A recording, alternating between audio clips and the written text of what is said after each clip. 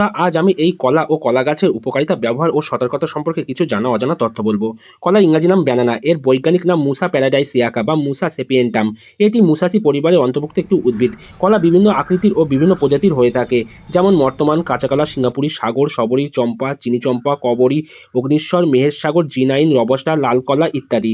কাঁচা কলাতে resistant starch বা প্রতিরোধী শর্করা থাকে, যা রক্তের শর্করা ও ওজন নিয়ন্ত্রণে সাহায্য করে ও দ্রুত শক্তি দেয়। পেটের ভালো ব্যাকটেরিয়া বাড়াতে এবং কোষ্ঠকাঠিন্য ও ডায়রিয়া প্রতিরোধে এটি উপকারী। এতে প্রচুর ভিটামিন সি, বি6 ও পটাশিয়াম থাকে। এতে থাকা ভিটামিন বি6 ও ট্রিপ্টোফ্যান মানসিক অবসাদ দূর করতে সাহায্য করে। কাঁচা কলা ভেজে, সেদ্ধ করে ও তরকারিতে খাওয়া হয়। এর খোসা ও শাঁস দিয়ে ভর্তা ও চিপস তৈরি হয়। পাকা কলা দিয়ে মিল্কশেক, স্মুদি, কেক, পাউরুটি, অন দ্য গো ডেজার্ট ও পিঠা তৈরি হয়। কলার ফুল বা মোচা একটি অত্যন্ত সুস্বাদু সবজি। মোচার ঘন্ট, ভর্তা, ভাজি বা পকোড়া খুব জনপ্রিয় খাবার। এছাড়া কলা গাছের ভেতরে নরম অংশকে থোড় বলা হয়। এটিও একটি সুস্বাদু ও উপকারী সবজি হিসাবে খাওয়া হয়। কলা গাছ পাশাপাশি একটার সাথে একটা জুড়ে ভেলা তৈরি হয়, যা পুকুরে, নদীতে বা কোনো জলাশয়ে নৌকার মতো ব্যবহার করা হয়। কলা পাতা গবাদি পশুর খুব প্রিয় একটি খাবার। পাতা বিভিন্ন রকম রান্নার কাজে, যেমন পাতুরি তৈরিতে ও থালা হিসাবে ব্যবহার করা হয়। কলা খাওয়ার কিছু অপকারিতা বা সতর্কতাও আছে। ডায়াবেটিস রোগীদের জন্য অতিরিক্ত পাকা কলা রক্তে শর্করার মাত্রা দ্রুত বাড়িয়ে দিতে পারে এবং বেশি খেলে ওজন বাড়তে পারে। কাঁচা কলা বেশি খেলে পেট শক্ত হতে পারে। সবশেষে, কলা এমন একটি গাছ যার ফল, ফুল, পাতা, গাছ এবং গাছের ভেতরের অংশ সবই ব্যবহার করা হয়।